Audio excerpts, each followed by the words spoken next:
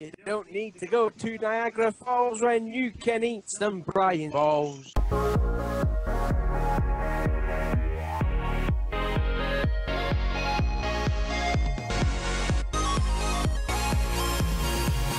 What's going on, NASCAR Diecast collectors and Diecast reviewers on YouTube? This is the original Big Brian here. Welcome back to a brand new episode of the NASCAR Diecast News, hosted by me, Brian LaFleur Jr. As always, guys, I'm bringing you all your bi-weekly NASCAR Diecast news throughout each and every other week until the very end of the 2017 NASCAR Diecast season. And playoffs is here, guys. And speaking of playoffs, guys, when we got 10 races left in the chase, we got ourselves lots of cool new Diecast news to talk about. We have ourselves an abundance full of new NASCAR Diecast from our good friends at Plan B Sales, KC Diecast, and Lester's Diecast. We'll be briefly going over all those wonderful Diecasts, including some cool race wins as well for the 124 selection. Also, got some really cool pre-orders to be talking about, especially the final race before the playoffs started. And any Kyle Busch Motorsports fans out there are looking forward to tuning into that selection. We also got two new cancellations to be talking about, and we got two new things to talk about for promo NASCAR Diecast, and we also there's more, guys, NASCAR Authentic News, guys. We got two new things to talk about. That Wave 7 is released, and we also got a Toys R Us exclusive wave, but you are going to find all this and more as the NASCAR Diecast News starts right now. But before we do that, guys, we're going to take a look back at the last episode of the NASCAR Diecast News with the best-selling diecast and the least-selling diecast from NASCAR Diecast News 181.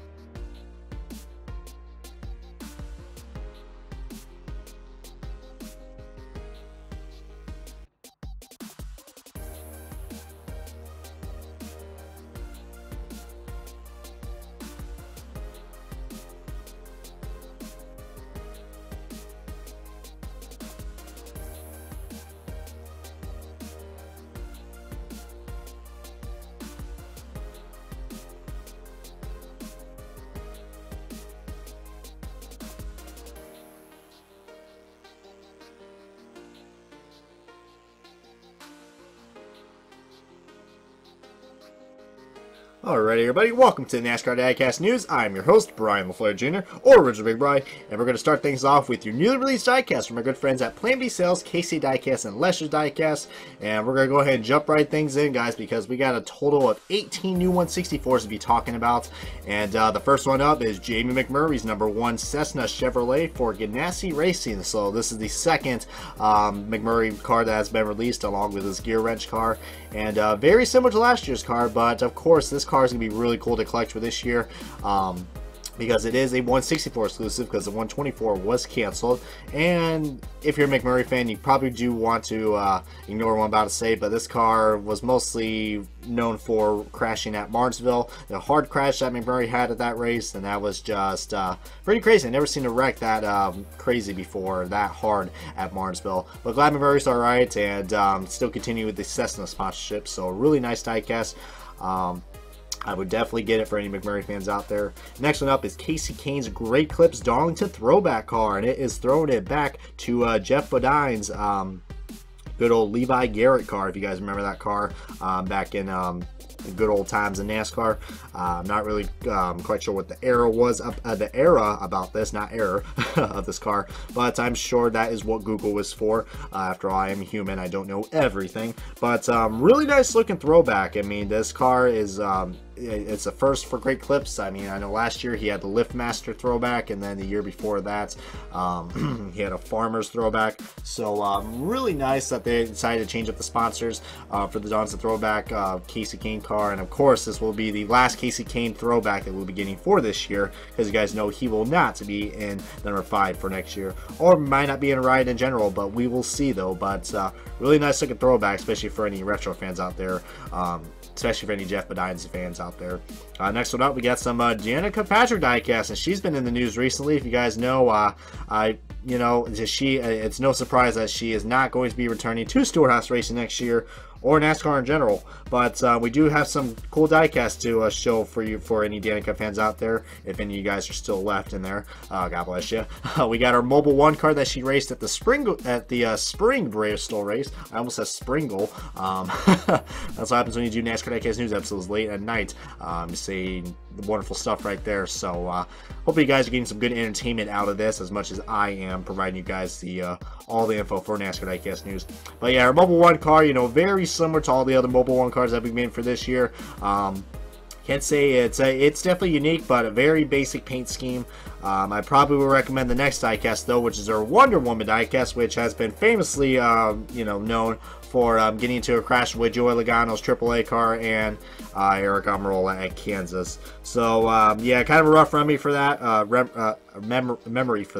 but really cool to see. This is a pretty cool diecast. I think a lot of Danica fans will pick up this car, especially with the Wonder Woman branding when they was released into theaters. That's why they did this promotion. It's really cool right there. I think this car will look really nice with the Batman vs Superman cars, because it's in the same cinematic universe for any DC fans out there.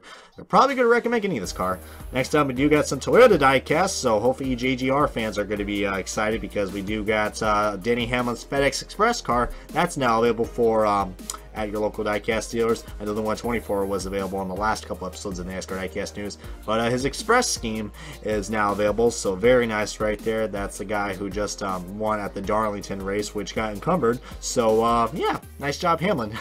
But his diecasts are available for your local diecast dealers, or at Lionel Racing or Plain B Sales, all those wonderful places. We also got some Kyle Busch cars as well to go along for any Rowdy fans out there who are cheering for him in the playoffs. We got his M&M's car, which of course can't go wrong with M&M's paint scheme. I did review this car with Race Day 2011. You guys want to check out that review, go to his channel and make sure to subscribe to him, because he is a great lad. A great friend in general. But yeah, really nice looking diecast. I'm actually glad that the M&M's car actually got ran for this year, unlike last year's. So and we also do got a Snickers Crisper car, which ran at the Atlanta race. So that's making a return. I mean, I know this car ran last year at the Glen race, and he didn't race this car at the Glen. He ran the M&M's Caramel car. Man, I always got to point that car out.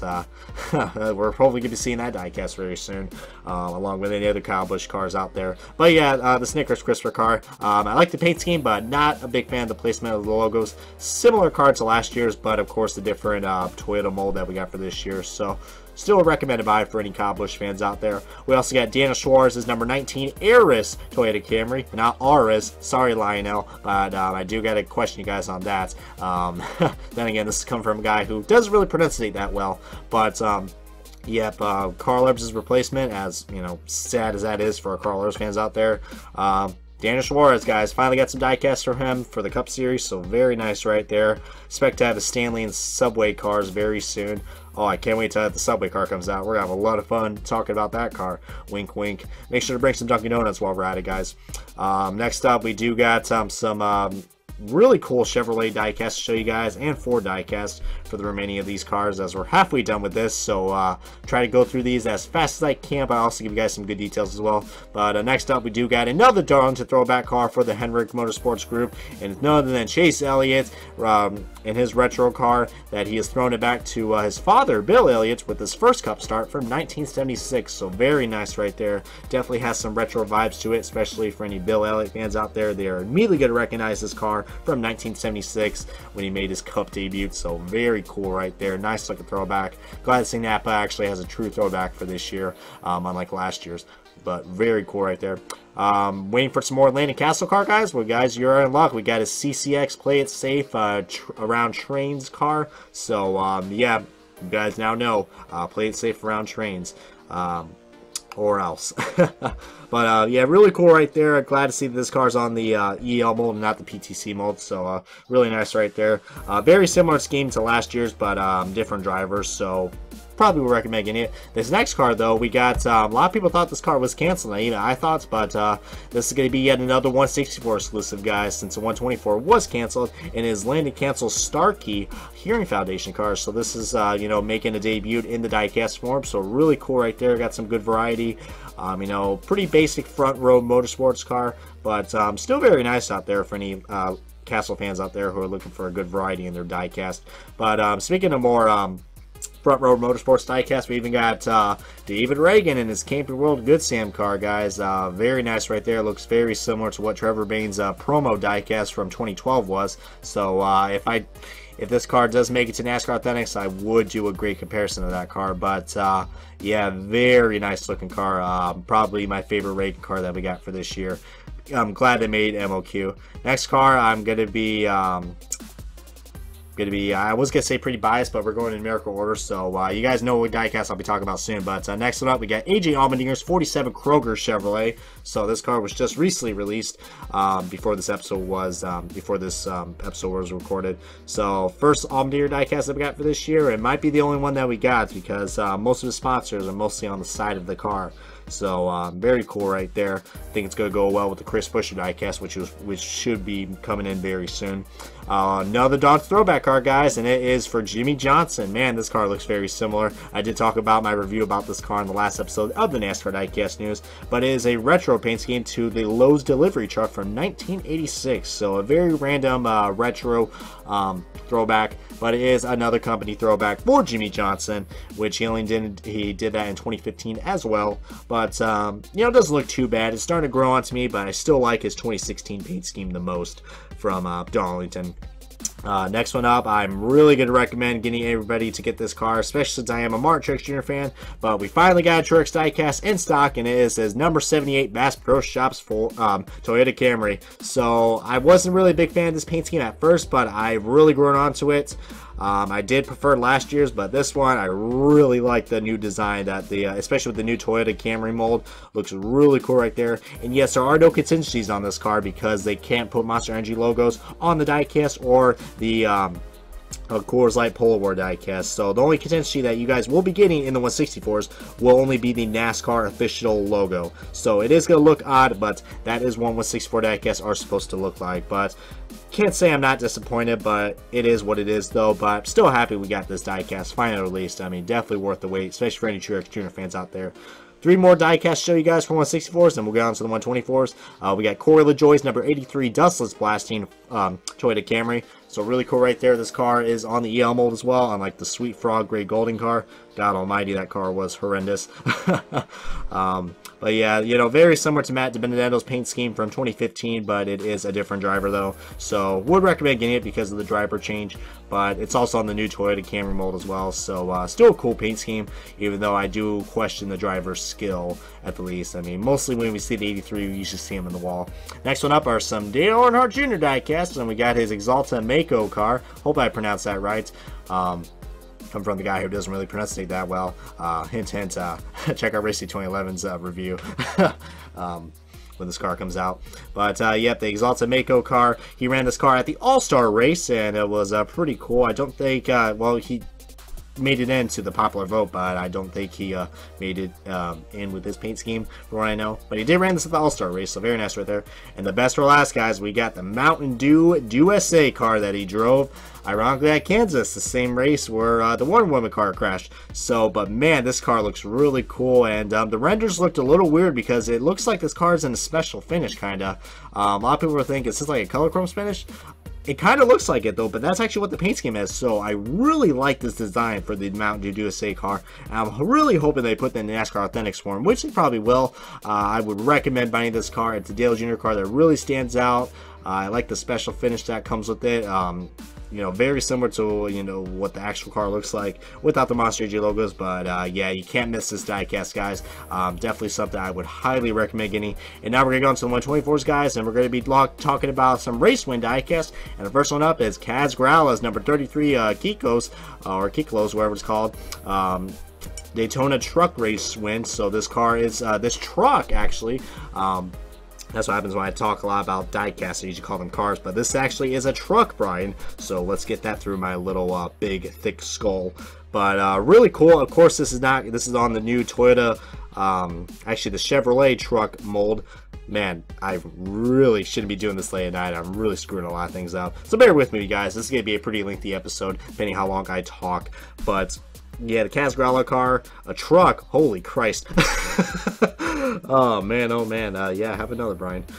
Yeah, this diecast looks really cool. I mean, for any truck fans out there, especially who are big fans of GMS racing, I would recommend getting this car. Kind of a random win, but it was cool that they actually made this diecast. So I got to give GMS props for actually making this diecast and getting it produced, especially line out racing. I know the hood doesn't open and no other features are with this, but still a cool looking car regardless.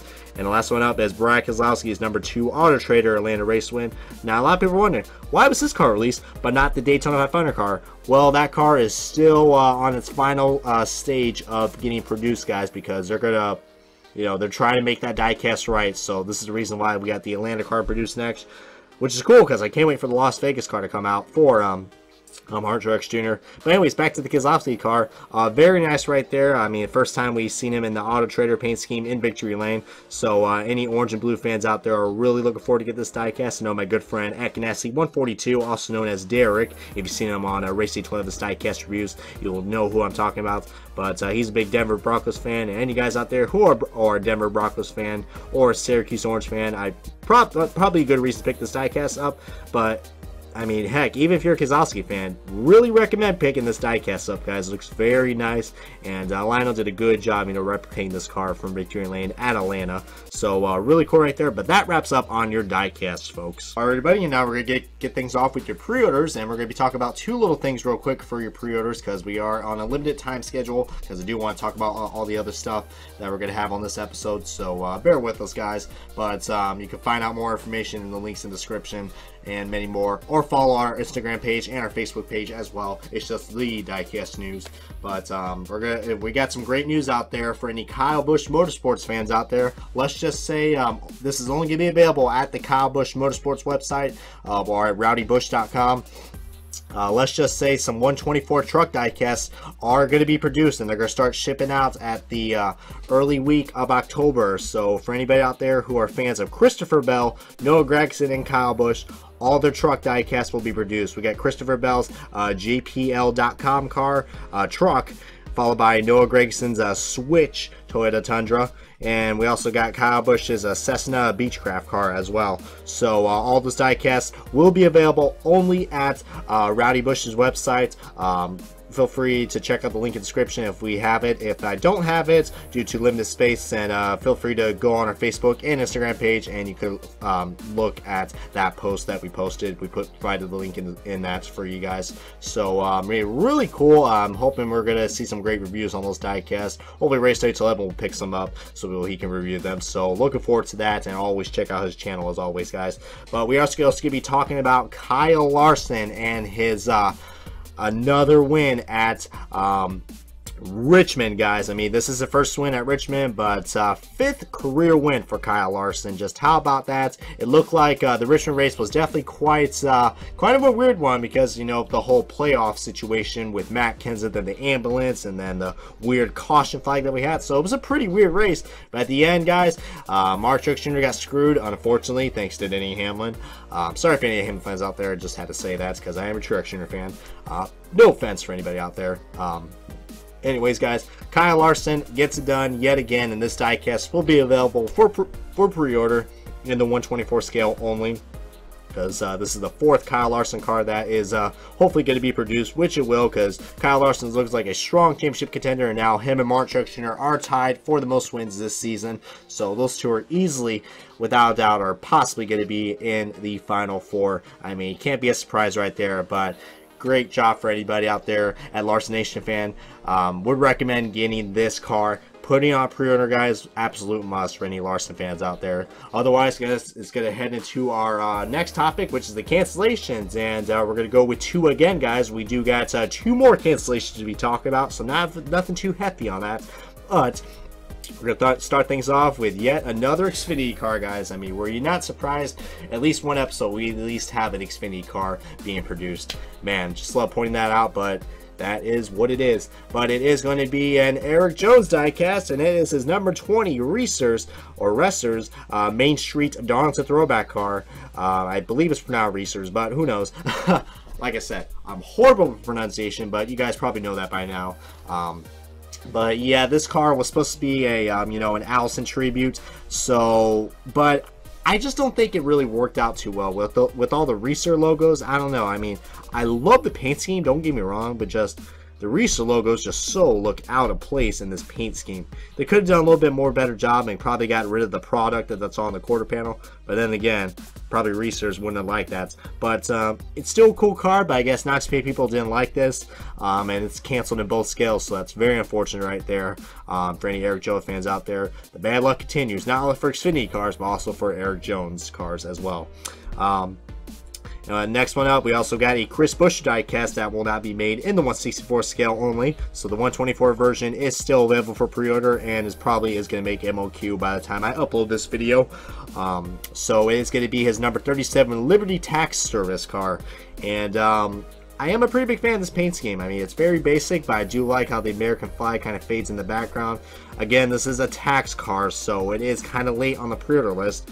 Then again, though, I can't really blame Lionel because he probably had to get the licensing rights for this. So, but not tax season anymore. So probably can see why this car got canceled, but could be just underrated because Chris Buescher is kind of underrated with the team he's at right now. So it's kind of unfortunate right there, but at least we'll see a diecast produced, but not for 164 cars. But it's very unfortunate right there. But that wraps up on your cancellations. And now we're getting to a new segment on the NASCAR Diecast News. I haven't done this for quite a while, but we do got some new promo diecast to be talking about. So for any 164 collectors out there who are interested in some promo NASCAR diecast, tune in, guys, because this is something you are not going to want to miss. But you guys probably already saw one of my reviews on this car I'm about to show you guys. But let's just say we got a Blake Cook car that is finally in production, and it has been produced. You guys can check out my review of this car as well. It's on my channel. Just go to the Diecast, the NASCAR Diecast reviews playlist, and it will be right there. I think it should be the first or second video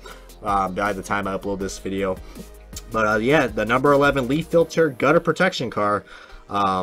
I'm probably not going to say the name of the team because it seems like nobody on YouTube can't pronounce that name right. But it is on the box, so you can see it right there. But you can get this at the website that I provided in the link description at Galling or Calling Racing. I don't know how you pronounce it, but that's what I just got to say about that. But I'm really happy that we finally got a Cook diecast. I mean, we did saw sneak peeks of this diecast on the Fix a couple episodes or a couple weeks ago.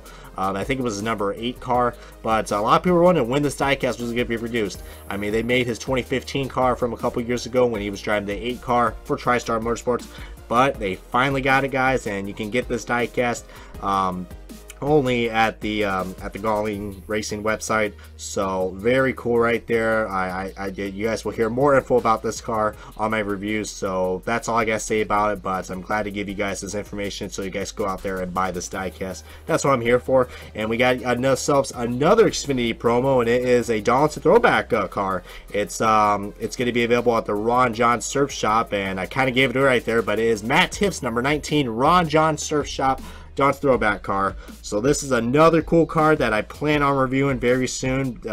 Probably, yeah, whenever I get the diecast. Probably won't be till next week because I did order it by the time when that big hurricane came at Florida, because this is the only time you can get this. It is in Florida, so shippings are going to be a little late due to Irma, but you know, it is what it is, though. I'm willing to worth the wait. However, though, something that as much as I love this car, and it's a really cool throwback to a Dale Earnhardt car when he drove the 19. I think it was in the 70s or 80s from what I know, somewhere around that decades.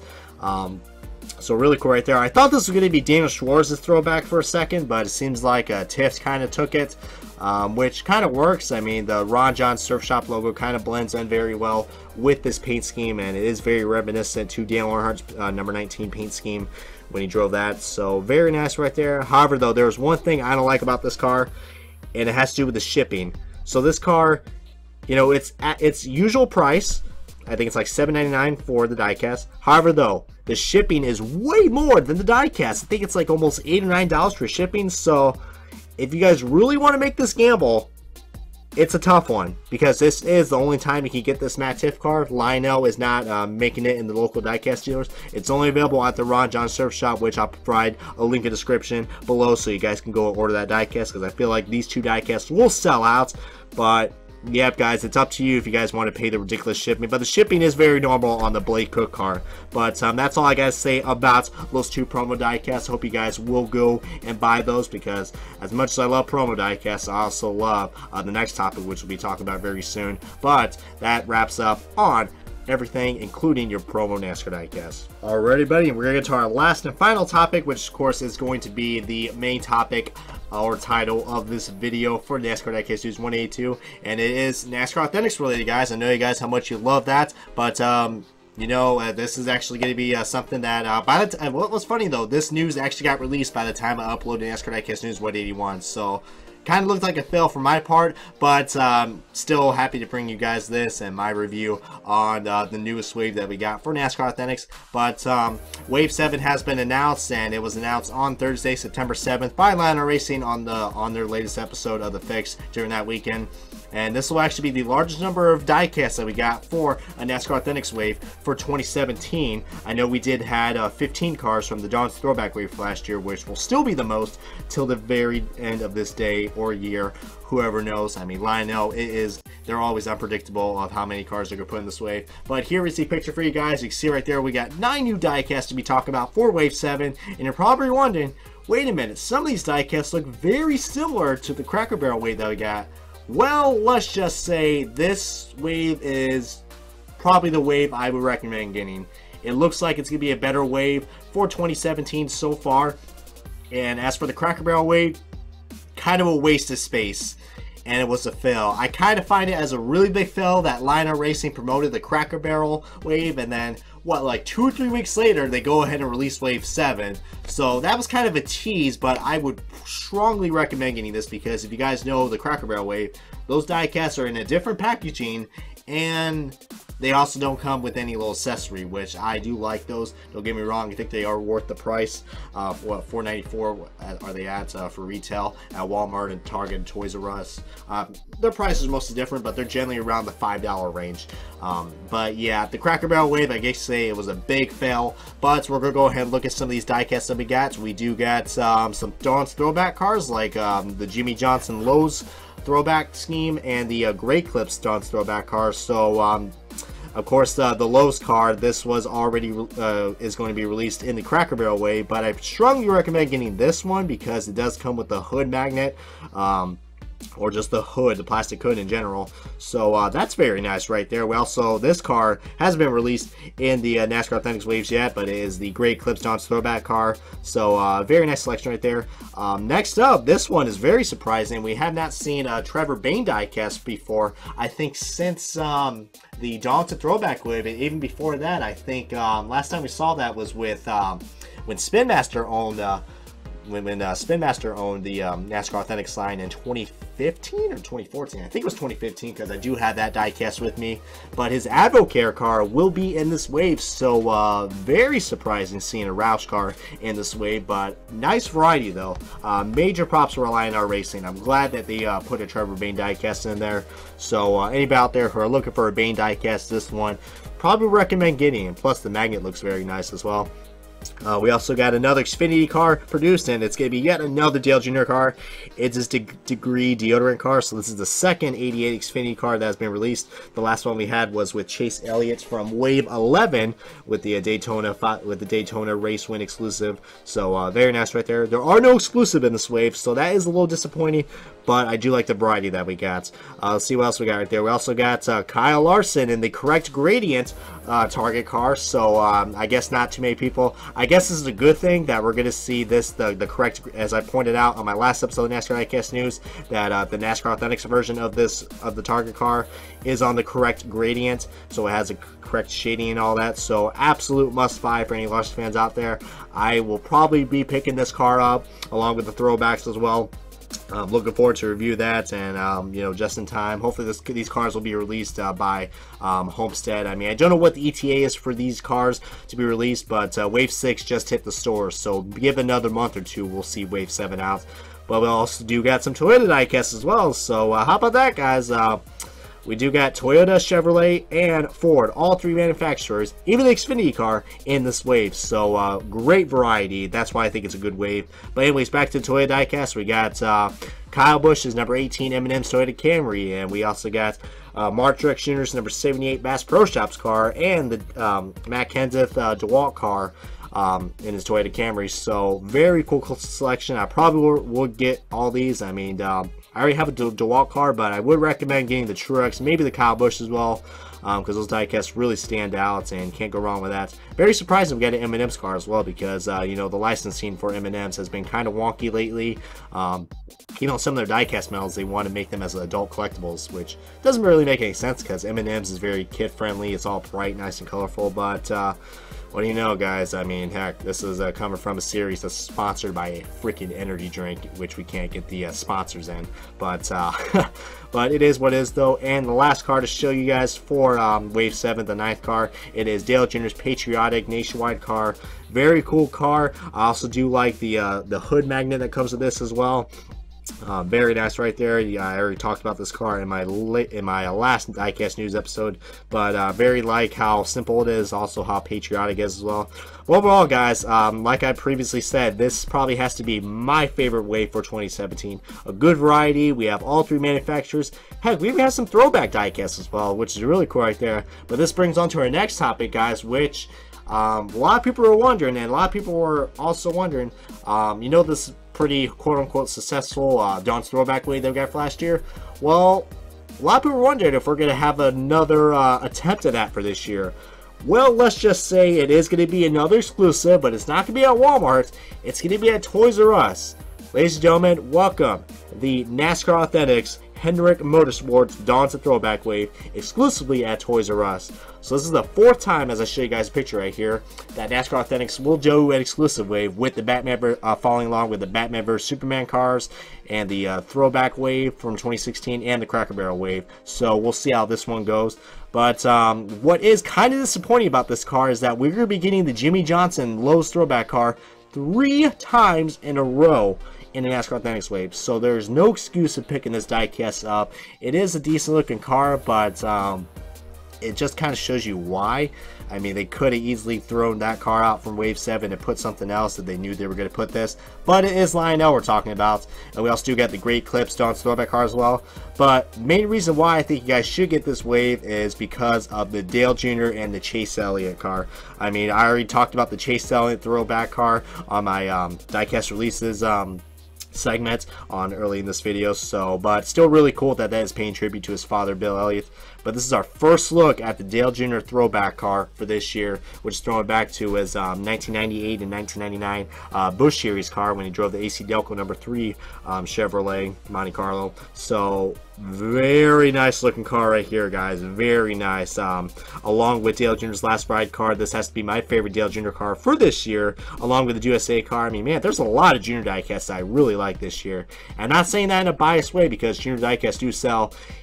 This is definitely a year to get some Dale Jr. Diecast, and this one really takes the cake for sure. But these will be available at store or online on October 8th, and they will only be exclusive at your local Toys R Us. So I'm probably going to order this online because I have not been to a Toys R Us for a while, and it would be kind of creepy seeing a 22-year-old walking into a at a toy warehouse where they sell, you know, just toys. But hopefully that'll be entertaining. Maybe I'll live stream about that. But what's also pretty cool, this ain't the first time that Henry Motorsports has done a multi-car pack for NASCAR Authentics. If you guys remember from 2014, Spin Master kind of did this as well with their NASCAR Authentics waves. Remember the 5-pack car set that they did? I think it was like what, Casey Kane's Time Warner Cable car. There was Jeff Gordon's Exalted car, Jimmy Johnson's Lowe's car, or his Jimmy Johnson Foundation car, and there was also 2 Dale Jr. Diecast, his National Guard and his oh man, I'm trying to remember what the other car was. National Guard and Mountain Dew car.